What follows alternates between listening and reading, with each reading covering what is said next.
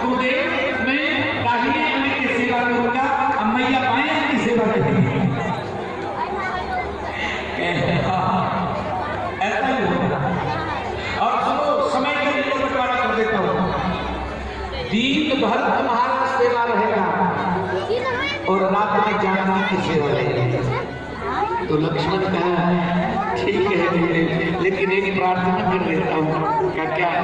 कहा मैया जानकी से कह दीजिए कि मेरे एब्सेंटी में, हमारे अनुपस्थिति में मेरे हिस्सा की सेवा नहीं करे। बोल दे भक्त भगवान की जय। इस तरह भगवान राम के दोनों चरण के दोनों हिस्सेदार कायम हो गया। जब भी देखोगे भगवान राम के तो दाहिने बगल लक्ष्मण जी और बाएं में जानकी।